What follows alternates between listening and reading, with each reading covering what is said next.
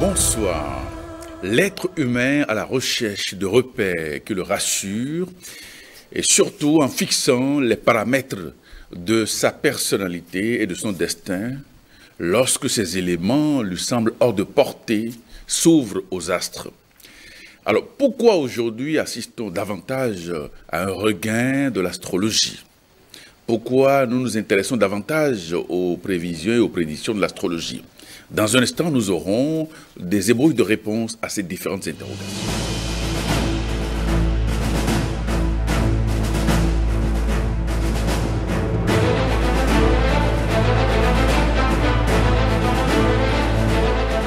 Et nous recevons ce soir Kenneth Gomissi. Il est professeur d'anthropologie gnostique. Kenneth, bonsoir. Bonsoir, Prévert. Et merci d'accepter une nouvelle fois de venir discuter avec nous sur cette thématique, l'astrologie. Alors, qu'est-ce que c'est que l'astrologie? Eh bien, merci de nous inviter une fois de plus au cœur du mystère. C'est toujours une joie pour nous de partager la connaissance libératrice avec nos frères et sœurs. L'astrologie, c'est une technique ancestrale par laquelle on estime les influences entre les astres et les humains. Cette technique ancestrale mérite le titre de science. Pourquoi? Parce que l'astrologie est basée sur des éléments concrets, observables, comme les planètes, les étoiles, les astres de façon générale. Mais je dois dire sincèrement que l'astrologie est beaucoup plus qu'une science. C'est un art. Un art parce que la pratique de l'astrologie demande une certaine ingéniosité. Cette ingéniosité, malheureusement, de nos jours, est en train de se perdre. Au point où ceux qui pratiquent l'astrologie sont devenus de simples arithméticiens. Des gens qui se basent sur des éphémérides, qui font des calculs simples et rapides, je dirais, pour prophétiser des échecs amoureux aux uns, des échecs professionnels aux autres, parfois même la mort. Tout ceci fait qu'on note actuellement une rivalité entre l'astrologie d'une part et l'astronomie d'autre part. Dans les temps anciens, les deux sciences étaient totalement liées, fonctionnaient en parfaite symbiose, au point où un esprit bien avisé, un grand scientifique illuminé, je veux nommer Albert Einstein, dit, je cite, « L'astrologie est une science en soi illuminatrice. J'ai beaucoup appris grâce à elle et je lui dois beaucoup. Les connaissances géophysiques mettent en relief le pouvoir des étoiles et des planètes sur le destin terrestre. À son tour, en un certain sens, l'astrologie le renforce. C'est pourquoi c'est une science d'élixir de vie pour l'humanité. » Vous voyez, c'est sans équivoque. Absolument. C'est quand même quelqu'un doté d'un esprit cartésien qui parle de la sorte, ouais, qui fait carrément l'éloge de l'astrologie. Ouais. Mais nous devons être sincères ici. Nous avons un devoir de vérité. S'il y a cette rivalité actuellement entre les astrologues et les astronomes, de mon point de vue, c'est dû au fait que l'astronomie et de façon générale, la science devient de plus en plus matérialiste, pendant que l'astrologie devient de plus en plus mécanique. Les astrologues, malheureusement, font actuellement plus de mal que de bien. C'est triste de le dire, mais c'est la vérité. Si vous permettez, je vais partager avec nos chers téléspectateurs une anecdote. Une anecdote qui m'a beaucoup marqué parce que c'est un fait que j'ai vécu de façon directe. Il y a 10 ans environ, une certaine dame, écoutait une radio de la place où un astrologue, entre griffes, était là, parlait, il a beaucoup parlé. À la fin, il a laissé son numéro de téléphone et je ne sais quelle mouche a piqué cette dame, la protagoniste de notre histoire. Elle a appelé ce numéro et l'astrologue lui dit, en substance, bon, elle dit, je suis de tel signe. L'astrologue répond en disant, vous allez mourir avant la fin de l'année. Non, mais c'est sérieux. Venez me voir vite. Vous allez mourir avant la fin de l'année. Quand la dame a entendu ça, elle a décollé le téléphone de son oreille. Elle est restée inerte. Il y avait sa fille qui était à quelques mètres et qui a dit, maman, qu'est-ce qui se passe? Qu'est-ce que tu as? Elle ne pouvait pas répondre. Après plusieurs minutes et une bonne bouffée d'oxygène, elle a répondu en disant, vraiment, c'est incroyable. Cette dame est encore en vie. Et ça s'est passé il y a 10 ans, comme je l'ai dit, et probablement qu'elle a encore des décennies à vivre. Vous voyez un peu le tableau sombre que présente l'astrologie. Toutefois, cette science mérite encore tous ses honneurs parce qu'elle a servi à nos ancêtres, que ce soit dans l'Égypte antique, que ce soit dans le Mexique antique, un peu partout, nos ancêtres ont utilisé cette science pour s'orienter dans la vie. Mais est-ce que l'astrologie, la vraie, doit faire dans les prédictions comme vous l'aviez si bien raconté il y a un instant? Oui. Avant tout, l'astrologie, c'est quand même une science divinatoire, comme la géomancie, comme la taromancie. Le problème avec les prédictions, c'est que, bon, les techniciens, les astrologues, je dis les prédictions de façon générale, quelle que soit la science divinatoire, les signes ne mentent pas. Les signes ne mentent pas. Ce qui pose problème, c'est l'interprétation de ces signes. C'est ça.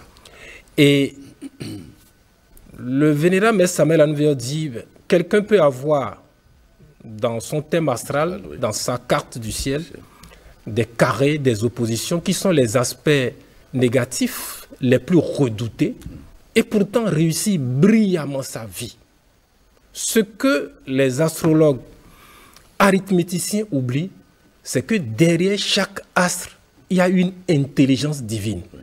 Et les forces sidérales ne sont pas aveugles. Nous avons déjà dit ici même, sur ce plateau, que le destin, on peut le modifier. Absolument. Et c'est à juste titre que le Dalai Lama dit qu'il n'y a pas de personne qui soit née sous une mauvaise étoile. Il n'y a que des astrologues qui ne savent pas lire le ciel. Il a tout dit. Alors, comment fonctionne véritablement l'astrologie? Alors, c'est bien votre question parce que si l'homme arrive à comprendre comment cette science fonctionne, je crois qu'on va, si on est face à un système astrologique ou à un astrologue authentique, on le saura tout de suite. Avant tout, je dois dire qu'il y a plusieurs courants astrologiques. Il y a l'astrologie aztèque, il y a l'astrologie égyptienne avec des signes comme Thoth, Anubis, Isis, etc. Il y a l'astrologie chinoise, il y a l'astrologie babylonienne, qui est la plus connue, la plus répandue. Les Babyloniens ont légué leur connaissance aux Grecs Les Grecs, à leur tour, ont transmis cette connaissance aux Romains et ce sont les Romains qui ont, disons, vulgarisé l'astrologie telle que nous la connaissons. L'astrologie babylonienne, eh bien, c'est cette astrologie qui a des signes comme Bélier, Taureau, Gémeaux, etc. Et pour ne pas trop surcharger le mental de nos chers téléspectateurs, je voudrais bien m'appesantir sur ce courant astrologique qui est d'ailleurs le plus répandu. Alors, pour comprendre comment fonctionne l'astrologie babylonienne ou l'astrologie occidentale, c'est-à-dire celle qui est très bien connue, nous avons besoin de comprendre certains thèmes, certains concepts, comme le zodiaque, comme le signe solaire, comme le signe ascendant, comme le thème astral, comme l'horoscope que vous avez évoqué tout à l'heure. Commençons par le zodiaque. Le mot zodiaque signifie littéralement cercle d'animaux.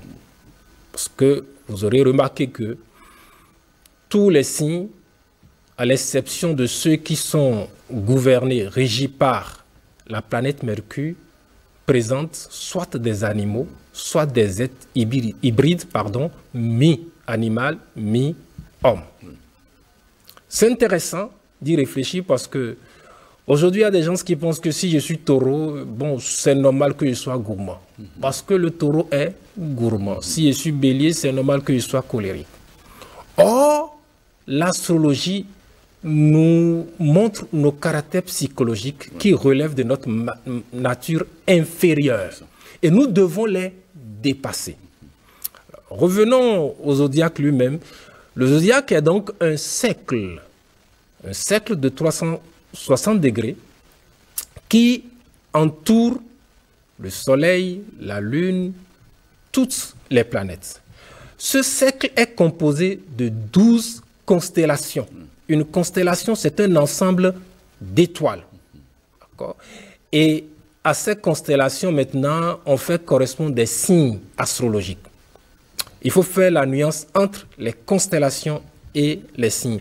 Les astronomes, donc les scientifiques, ils connaissent les constellations, mais ils ne connaissent pas les signes astrologiques. Les signes astrologiques relèvent de l'imaginaire, c'est de la philosophie. Les anciens, en regardant les constellations, ils se disent, bon, tiens, là, je vois la corne d'un bélier. Donc, on va appeler cette constellation le signe du bélier. Ainsi de suite. Donc, c'est ça pour le zodiaque. Il y a le signe solaire, le signe astrologique solaire. Le signe astrologique solaire, c'est le signe face auquel le soleil se trouve, ou se trouvait plutôt au moment de notre naissance, le jour de notre naissance. Donc, si le jour de notre naissance, le soleil se trouve face au Sagittaire, donc nous allons être un natif de Sagittaire. Le soleil met 1 an pour parcourir les 12 constellations. Le signe ascendant, quant à lui, c'est le signe qui se trouve à l'est du lieu précis où nous sommes nés, à une heure précise, à la minute près. Et là, il y a une difficulté si on ne connaît pas les coordonnées, latitude et longitude de votre lieu de naissance, les coordonnées exactes. Si on ne connaît pas votre heure de naissance exacte, à la minute près, on ne peut pas déterminer votre ascendant. Au-delà de l'ascendant, nous avons l'horoscope. L'horoscope découle du thème astral. Et le thème astral lui-même, pour être bref, c'est la photographie du ciel au moment, à notre naissance. Donc, c'est la photographie du ciel. C'est un schéma dans lequel on va retrouver les 12 signes du zodiaque, les 12 maisons zodiacales, 10 planètes, y compris la Lune et Pluton, puisque les astronomes, les scientifiques ne considèrent pas la Lune et Pluton comme des planètes. Mais en astrologie, la Lune qui est le satellite de la Terre, Pluton, bon, qui aujourd'hui on dit qu'il n'a pas toutes les caractéristiques pour porter le titre de planète. Pour nous, les astrologues, ce sont des planètes. Donc, notre thème astral nous donne plus de détails sur notre vie, sur notre destinée et tout. Et l'horoscope, comme je le disais tantôt, découle du thème astral. C'est un ensemble de prédictions qui se basent sur notre thème astral. Ces prédictions peuvent être annuelles, mensuelles ou journalières. Alors, un conseil que je peux donner à nos chers téléspectateurs, c'est de ne pas trop accorder d'importance à l'horoscope, surtout quand c'est l'horoscope du jour. Parce que ça conditionne le mental. Or, nous avons besoin de nous surpasser, de surmonter nos difficultés. Voilà les concepts qu'il faut maîtriser quand on parle de l'astrologie, surtout de l'astrologie babylonienne qui contient les 12 signes que nous connaissons très bien. Maintenant, on va parler donc on va donner des détails sur les 12 constellations ou les 12 signes du zodiaque. Oui, je crois que c'est très utile. Évidemment. C'est très utile. Bon, nous avons dit tout à l'heure que le zodiaque, c'est un cercle. Oui. Et on sait qu'un cercle n'a ni début ni fin. Cependant, lorsqu'on se base sur l'année, le début de l'année cosmique, qui coïncide avec l'équinoxe de printemps, c'est-à-dire le 21 mars, oui. Le premier signe vient à être le signe du bélier. Et le dernier, le signe des poissons. Bélier, c'est donc lui qui ouvre la marche. C'est un signe de feu, parce que les 12 signes sont catégorisés selon les 4 éléments de la nature, le feu, l'air, l'eau et la terre. C'est un signe de feu, c'est un signe qui est gouverné par Mars, Arès, le dieu de la guerre. Donc, vous devinez, le bélier, le natif du bélier, c'est quelqu'un qui est combatif. C'est un vrai guerrier, un guerrier pacifique, comme l'autre l'a dit, un guerrier de la vie. Ce n'est pas forcément quelqu'un qui est dans les bagarres. Cela peut arriver si l'individu capte mal l'énergie, la force martienne qu'envoie cette constellation. Tout comme la constellation du bélier qui marque le début du zodiaque, le natif est quelqu'un qui n'a aucune difficulté à entreprendre. C'est l'homme des commencements. Il n'a aucune difficulté parce qu'il a une grande énergie. Entreprendre pour lui, ce n'est pas un problème. Et justement, sa faiblesse, son défaut, c'est de croire qu'avec cette énergie, il peut faire tout à la fois. Donc, il s'éparpille. Nous recommandons aux béliers, aux natifs de bélier, hommes comme femmes, d'apprendre à rester focus, à se concentrer sur un seul objectif. Cela va les aider énormément. Alors, on ne peut pas parler du bélier sans évoquer quand même la force érotique, la force sexuelle. Vous savez, c'est l'animal qui, dans l'Égypte antique, représente le dieu Amon-Ra, qui, entre autres, est le dieu de la fertilité. Donc, les béliers ont de la force sexuelle à revendre. Et cette force, ils doivent apprendre à la canaliser, parce que c'est la force la plus forte de tout l'univers. L'homme bélier est très viril et la femme bélier est très féconde. Donc, il faut qu'il arrive à canaliser cette force. C'est quelqu'un qui ne recule devant rien et qui parfois tombe dans l'aveuglement. Il est direct, parfois même naïf. Il n'y a jamais de ruse chez le bélier. Et bon, c'est aussi quelqu'un qui aime les coups de foudre. Parce que bon, quand il ressent de l'attirance pour une femme ou vice-versa pour un homme, ben, il se lance. En amour, justement, le bélier n'est pas très heureux. à cause de son tempérament explosif. Fougueux, il s'énerve pour rien du tout. Il peut s'énerver parce qu'il y a trop de viande dans la sauce et puis bon, il n'a pas la place pour mettre la main ou la fourchette. Bon, voilà, c'est quelqu'un qui peut s'énerver rapidement, mais ses colères ne sont pas durables.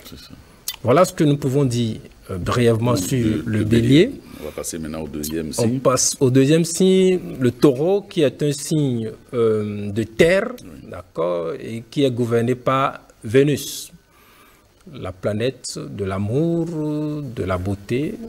Donc, le natif, c'est un être sensuel, d'accord, un être sensuel qui est enraciné dans la vie, qui aime les plaisirs de la vie. Alors, si ces plaisirs, c'est un bon vivant. Si ces plaisirs ne sont pas, bon, s'ils n'exagèrent pas, bon, il n'y a pas de problème. Malheureusement, bon, il arrive des cas où le taureau exagère. Donc, puisque la partie du corps qui correspond à ce signe, c'est le cou. Le bélier, pour le bélier, c'est la tête. Facilement, on note la gourmandise chez le taureau. Aussi la luxure. La luxure. C'est quelqu'un de doux, de charmant, de laborieux. Pensons au bœuf qui tire la charrue, pourvu que le bœuf soit devant la charrue. Et ce les taureaux, souvent, c'est des bâtisseurs. Voilà, c'est des bâtisseurs. Vous connaissez très bien ce slogan que nous avons tous répété à l'école. Taureau, la force, taureau, la force. Donc, oui, ils sont travailleurs, ils sont lents. C'est un ruminant. Donc, bon, eux, ils sont des ruminants psychologiques. Donc, ils font les choses lentement. C'est rare de voir le bœuf ou le taureau courir. Quand vous voyez le bœuf, le taureau courir, c'est qu'il y a vraiment un danger. L'être, le taureau, a le don artistique. Il est doué pour les arts plastiques, il est doué pour la musique, pour la poésie et tout. Voilà ce qu'on peut dire sur... Le jardinier aussi de service. Oui, justement. Et avant de finir avec le taureau, je tiens à ajouter quelque chose qui est très remarquable chez la femme taureau. Quand la femme taureau vous aime, là, bon, elle s'accroche. Hein. Elle s'accroche parce que oui, c'est un signe qui exprime l'ancrage. Même si elle est maltraitée, la femme taureau est comme ça. Toutefois... Bon, le taureau peut avoir des infidélités, mais s'accroche à l'homme qu'elle aime, la femme taureau. Vice-versa pour l'homme taureau aussi. Ou vice-versa, c'est plus remarquable chez la femme quand même que chez l'homme. C'est plus remarquable chez la femme. Le troisième signe du zodiaque, c'est le signe des Gémeaux. Alors, c'est un signe très intéressant, surtout quand on observe... la peinture qu'un peintre illuminé du nom de Geoffroy a réalisée pour ce signe, c'est rempli d'enseignements, c'est rempli de symboles très élevés. D'accord, c'est un signe qui est gouverné par Mercure. Et qui partage cette planète avec le signe de la Vierge. Cependant, le Mercure du Gémeaux, c'est beaucoup plus le Mercure adolescent, qui a l'intelligence vive, qui aime jouer. Par contre, le Mercure de la Vierge, c'est le Mercure adulte, qui exprime la sagesse, qui tient le caducée, le symbole de maîtrise, d'illumination. Alors, les Gémeaux sont des êtres qui aiment beaucoup le mouvement, ils sont mobiles, parce que c'est un signe d'air, ils aiment la communication, ils aiment l'échange. Si vous mettez un Gémeaux dans un bureau où il va être là en train de traiter des dossiers, il va horriblement s'ennuyer. C'est pas son environnement. C'est pas son environnement. Il a besoin de circuler, de communiquer. C'est pour cela que, bon, on va voir les métiers dans lesquels ils sont bien à l'aise. C'est par exemple le journalisme, le transport, chauffeur de taxi, tout ce qui est lié au déplacement à la communication, le commerce aussi. Mercure ou Hermès, c'est quand même le dieu des voyageurs, le messager des dieux. Alors, comme faiblesse, ce signe est un signe double, un signe qui exprime les polarités et les contraires. Si jamais dans le natif du Gémeaux, les contraires ne se marient pas, il n'y a pas d'harmonie entre les contraires, on va avoir affaire à quelqu'un qui a une double personnalité, qui ne respecte pas sa parole, qui tombe facilement dans le mensonge. Il dit une chose, aujourd'hui, demain, il dit le contraire. Il veut une chose et son contraire à la fois, parce qu'en lui, il y a comme deux êtres qui se battent. Mais si ces deux polarités, ces deux énergies se marient correctement, alors on a affaire à quelqu'un de vraiment génial. Parce que Mercure, selon la légende, c'est depuis le berceau qu'il a commencé par réaliser des miracles, à tuer des serpents et tout. C'est un être très habile. Nous, astrologues, alchimistes, nous savons très bien que, bon, ce côté-là qu'on montre, par lequel on présente Mercure, c'est pour dire que c'est par cet agent, par Mercure, que nous pouvons nous élever spirituellement. Lui étant le messager des dieux, nous devons, tout le monde, qu'on soit Gémeaux ou pas, on doit passer nécessairement par Mercure pour rejoindre l'être. Les alchimistes du Moyen-Âge disaient que c'est avec le Mercure qu'on fabrique l'or dans la réalisation du grand œuvre. Le quatrième signe, c'est le signe du Cancer, qui est un signe d'eau, un signe gouverné par la Lune. Alors, l'eau du Cancer, c'est disons, l'eau primordiale, comme l'est le feu du Bélier. L'eau primordiale, on peut imaginer une eau qui jaillit d'une source.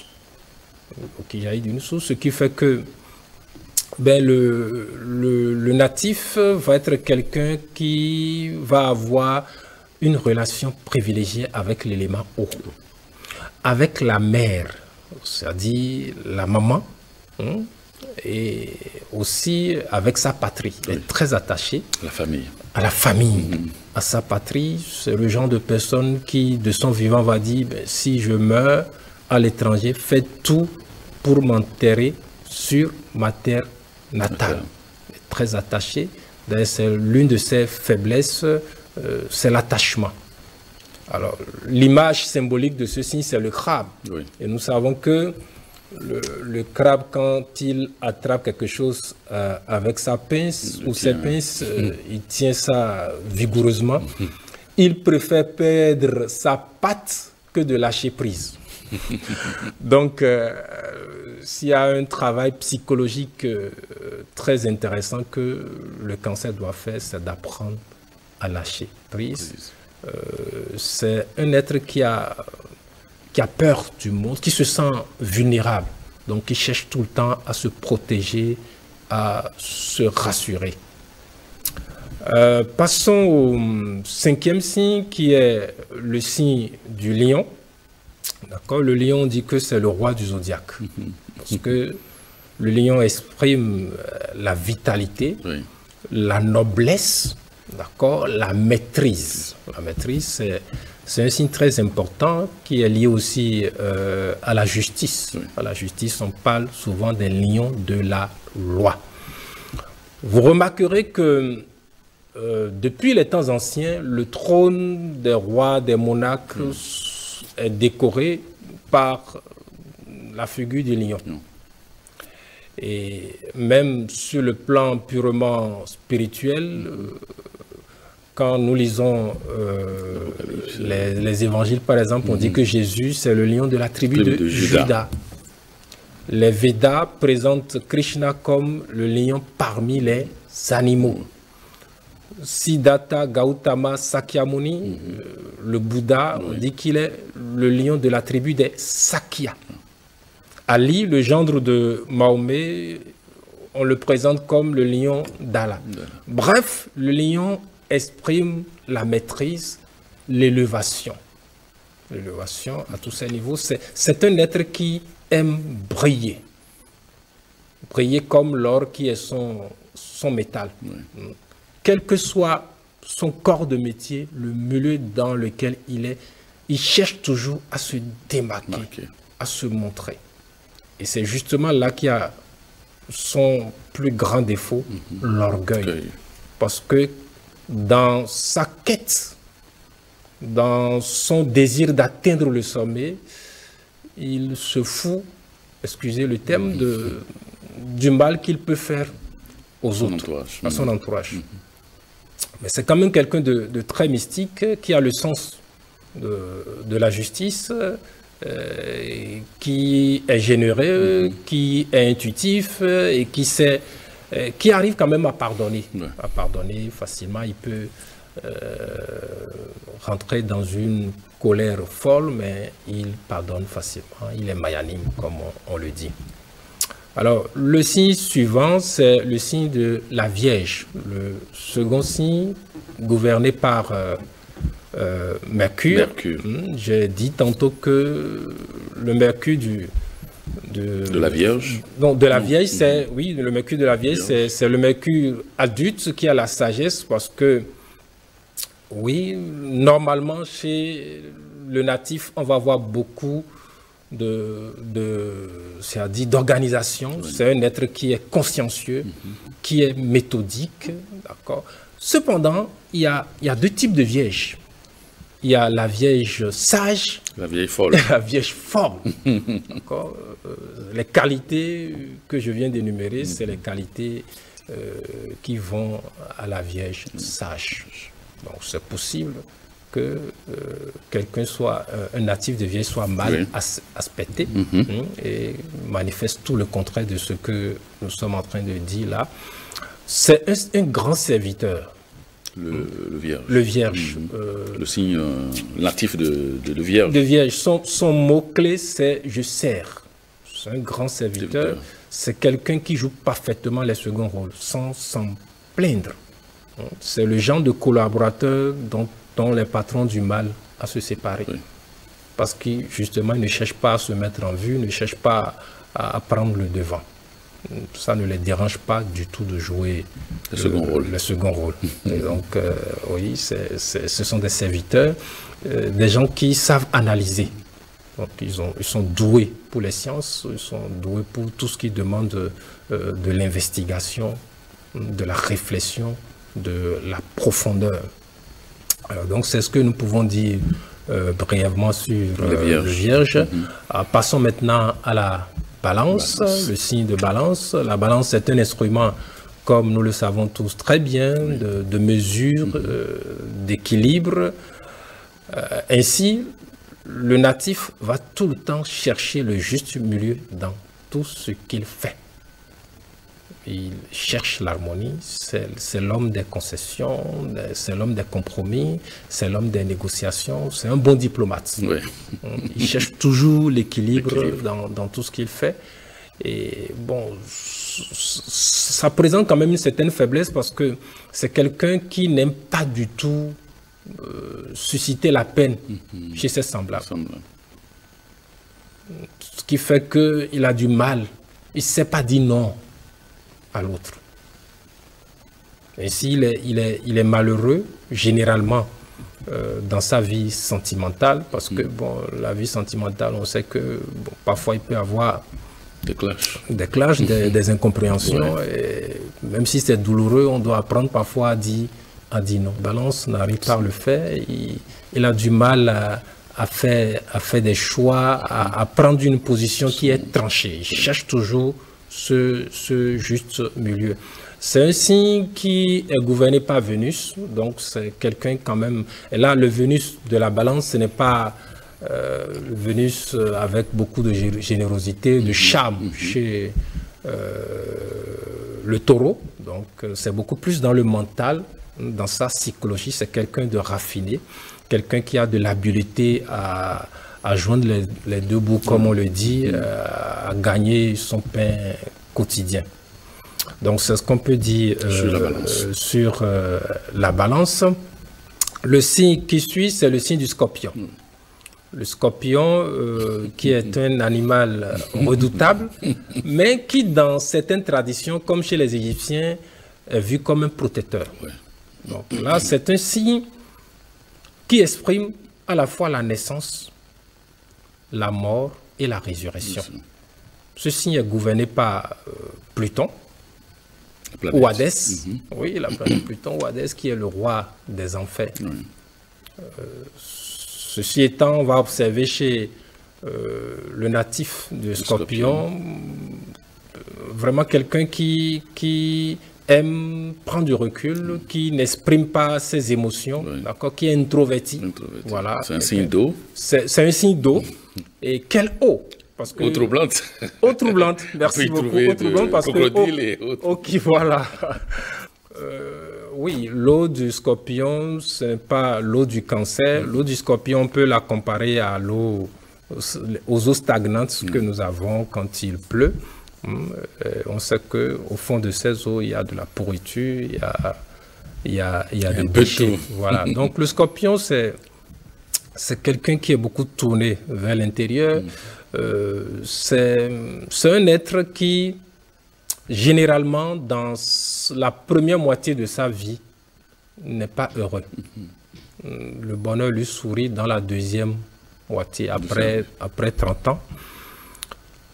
Si vous avez un ami Scorpion, c'est magnifique, c'est extraordinaire. A contrario, c'est dangereux d'avoir un ennemi Scorpion parce qu'ils sont vindicatifs. Ouais. Les Scorpions. Ils sont vindicatifs.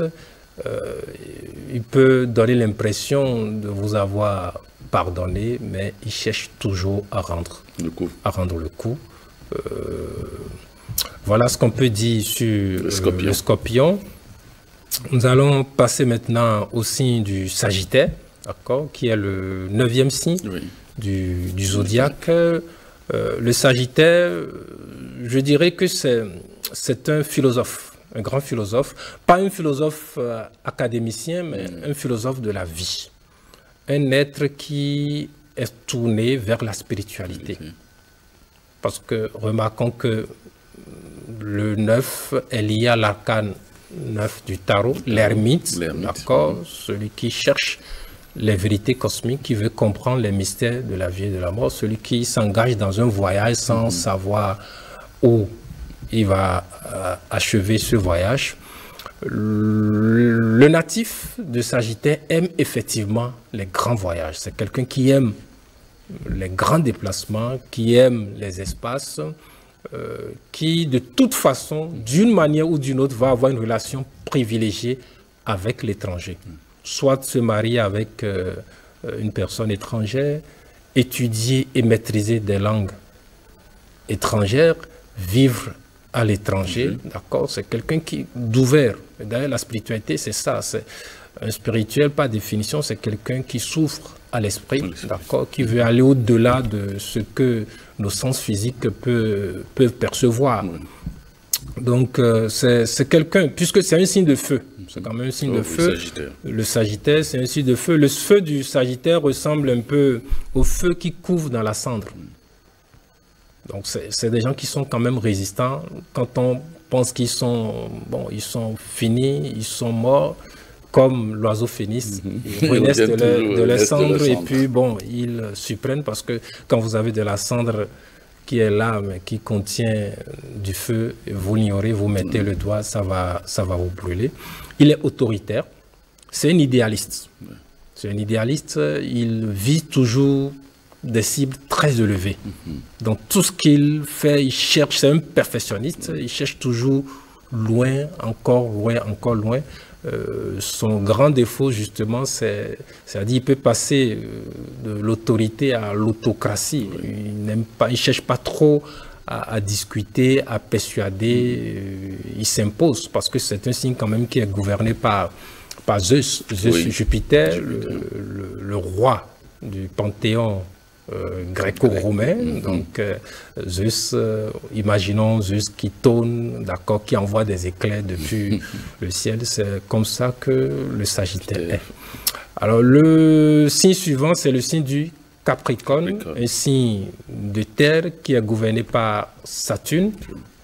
Alors, le natif de Capricorne, à l'image de Saturne, l'ancien des jours, le vieux des siècles, c'est des gens très introvertis qui, franchement, ont une vie intérieure plus intense que leur vie extérieure, ce qui n'est pas mauvais en soi, parce que nous avons besoin de vraiment sonder notre monde intérieur. Saturne invite toujours à regarder au-dedans de soi.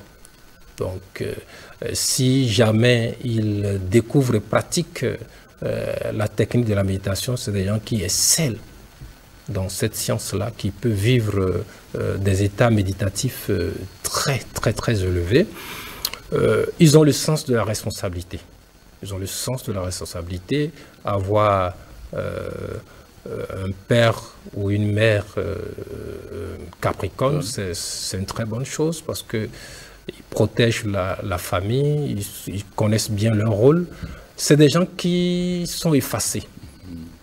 Ils sont effacés, pourquoi? Parce que ils se préparent dans leur prochaine incarnation à briller de mille feux. Et ça, le peintre Geoffroy Bochart a su bien démontrer dans sa peinture. Donc, ils se replient sur eux-mêmes. C'est des gens qui aiment la solitude. La solitude n'est pas une menace pour eux. Ils adorent, c'est un atout pour eux, la solitude. Voilà. Passons maintenant au signe suivant, le signe du Verseau. D'accord, le signe du Verseau, le 11e signe. Alors, le Verseau, c'est un révolutionnaire. C'est un rebelle. Voilà, un vent rebelle. La caractéristique psychologique fondamentale du Verseau, c'est un être révolutionnaire qui aime sortir des sentiers battus. D'accord, quelqu'un qui est tourné vers le futur, qui arrive à percevoir, à capter et à annoncer même des choses que ses semblables sont encore loin de remarquer. Parmi eux, on recrute les syndicalistes. Oui, les syndicalistes, effectivement, parce que bon, ils voient un peu comment arranger la vie, le devenir des gens qui militent dans leur corporation et tout. Et puisqu'ils sont révolutionnaires, ils ont quand même une certaine force. C'est un signe qui est gouverné par Uranus, mais aussi par Saturne. Ils sont doués pour les sciences, surtout pour la recherche. Comme ils sont tournés vers le futur, toute science qui demande de la recherche, les natifs du Verseau excellent dedans. On ne peut pas parler du Verseau sans évoquer l'ère du Verseau, cette ère astrologique dans laquelle nous sommes. En ce moment. Alors, une ère astrologique est différente d'un signe astrologique parce que l'ère dure 2164 années. Et depuis le 4 février 1962, à 14 heures précisément, nous sommes rentrés dans l'ère du Verseau. Ce qui nous permet de parler d'être là, de parler de la spiritualité comme ça sur la chaîne nationale. Donc c'est très intéressant. Ça, c'est cette énergie du Verseau que toute l'humanité capte actuellement. Et enfin, le 12e signe, c'est le signe des Poissons. Un signe d'eau profonde, parce que l'eau des poissons, ce n'est pas les eaux marécageuses du scorpion, ce n'est pas l'eau primordiale du cancer, non, ce sont des eaux très profondes, c'est l'eau mutable, l'eau qui tend vers le feu. Et les poissons sont des gens donc très intuitifs. Il en va de même pour tous les signes qui sont reliés à l'élément eau. C'est un signe double également. On représente ce signe par deux poissons accolés, en sens inverse, qui ont leur bouche reliée par une sorte de cordon ombilical. Ainsi, le natif de poisson vit les choses deux à deux. Quand le bonheur vient, il y a un autre qui s'ajoute, le malheur, ainsi de suite. Ils passent généralement par deux foyers. Ils ont une prédisposition pour deux métiers. C'est intéressant. Une grande qualité que les poissons ont et que nous devons tous chercher aujourd'hui, c'est le détachement. Oui. Le sacrifice aussi. Oui, le sacrifice aussi. C'est des gens, l'altruisme, c'est naturel chez eux. C'est naturel chez eux. Même s'ils sont riches, ils arrivent à se détacher de ces richesses-là. Ils savent qu'il y a une vie plus profonde, plus dense, plus subtile, je dirais, après cette vie que nous menons. Donc, ainsi, la boucle est bouclée avec les poissons. Remarquons tout de même que nous avons commencé avec un signe de feu, le bélier, on finit avec le signe d'eau. Et puisque c'est un cercle, nous voyons là que l'eau et le feu se mélangent. Nos chers astrologues qui prophétisent des échecs amoureux à des gens qui disent, bon, toi tu es du signe de feu, ta femme est tu ne peux pas vivre. C'est de l'ignorance. C'est ça. C'est de l'ignorance. Ils ne connaissent pas ce qu'on appelle la chimie parce qu'on sait que dans la chimie, l'eau et le feu se mélangent parfaitement. Alors, pourquoi est-ce que certaines personnes, étant natives de tels signes, n'arrivent pas à se retrouver dans les caractéristiques psychologiques de ce signe? Merci beaucoup pour votre question parce que c'est une réalité. Je suis sûr que les téléspectateurs qui m'écoutent, là, il y en aura qui vont se dire, bon, tout ce qu'il vient d'expliquer, moi, ça ne me ressemble pas. Et ce n'est pas étonnant. Ce n'est pas étonnant parce que il faut expliquer que nous changeons de signe astrologique à chaque incarnation. Lorsque quelqu'un meurt dans un signe donné, s'il a encore une incarnation, parce que nos incarnations, nos vies ne sont pas illimitées, c'est 108 au total. S'il a encore 108 incarnations au total, s'il a encore une autre incarnation, il va, dans cette prochaine vie, dans cette prochaine existence, il va avoir le signe dans lequel il est mort. D'accord. Ça signifie que nous changeons de signe à chaque incarnation. Par contre, il y a une énergie liée à l'une des 7 planètes qui gouvernent notre système solaire, qui nous contrôle, qui contrôle chaque homme, chaque femme. Donc, toute l'humanité peut être donc sur cette base-là regroupée en 7 catégories. Et là, et non en 12 catégories. 7 catégories, c'est-à-dire nous avons des gens qui sont du rayon de Mars, d'autres qui sont du rayon de Saturne, d'autres du rayon de Mercure. Dans le gnosticisme, nous avons un moyen pour découvrir notre rayon planétaire, le rayon planétaire de notre âme, parce que l'âme est immortelle, le corps, on le perd. Le corps, c'est beaucoup plus pour le signe astrologique. C'est quand nous naissons et nous portons un signe, c'est que il y a des défis qu'on doit relever par rapport à ce signe-là. Par contre, le rayon de l'être, on ne le change jamais. Que notre âme passe dans le règne minéral, dans le règne végétal, dans le règne animal, on garde le même rayon. Nous savons qu'il y a des plantes qui sont par exemple vénusiennes. Oui, ou solaires.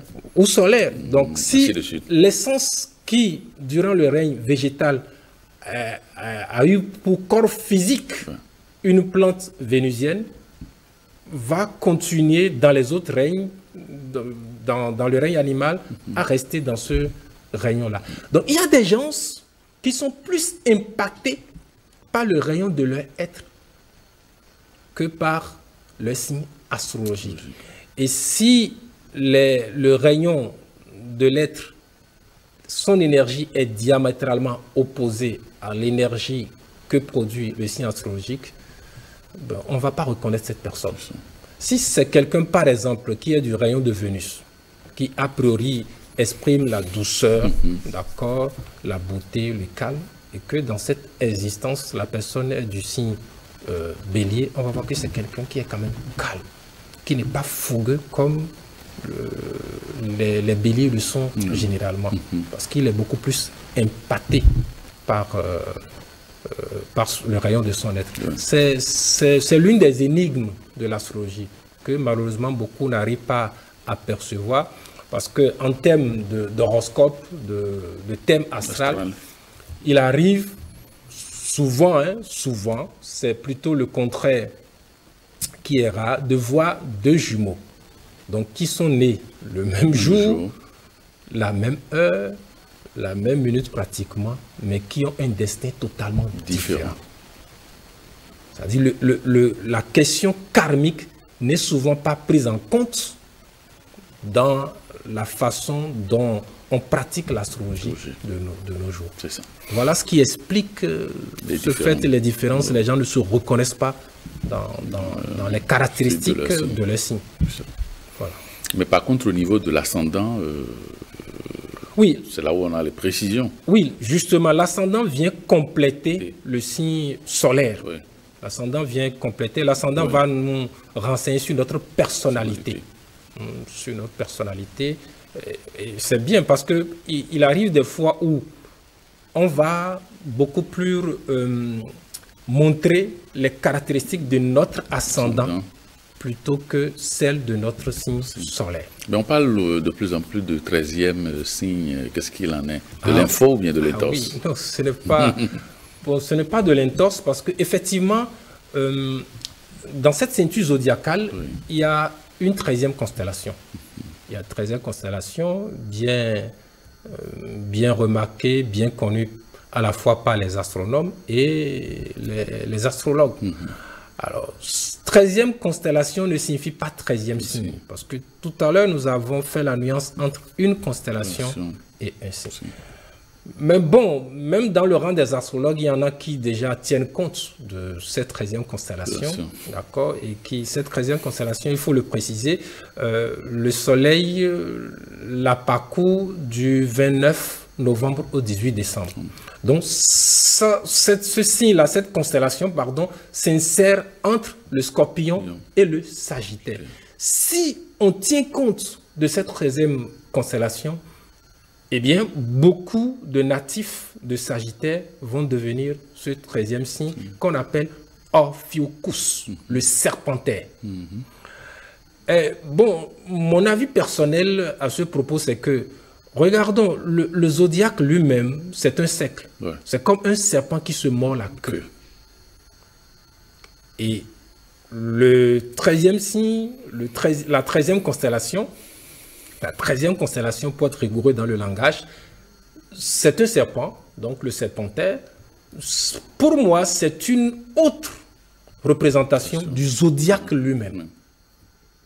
Donc, en bref, il y a 13 constellations, mais il y a 12 signes, comme l'ont toujours pratiqué nos ancêtres. Parce que si on tient compte de cette 13e constellation, bon, on n'aura plus ce cercle-là qui est parfait avec 30 degrés pour chaque signe. Alors pour finir, est-ce qu'on peut attribuer un signe à une communauté, à un pays, à une nation, etc.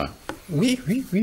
Pourquoi pas? Parce que, puisqu'on parle de destin commun, nous savons que les Juifs ont un destin commun, les Américains ont un destin commun, nous, Béninois, nous avons un destin commun, parce qu'il y a beaucoup de choses que nous partageons ensemble, à commencer par le territoire qui nous héberge, d'accord? Et justement, l'astrologie nous parle de notre destin. Donc, on peut attribuer un signe, à une communauté. Ça peut être un pays, ça peut être un groupe culturel. Dans ce cas-là, il faut déterminer la date qui marque la naissance, la création de cette communauté. Quand il s'agit d'un pays, on tient compte, par exemple, de la date d'indépendance.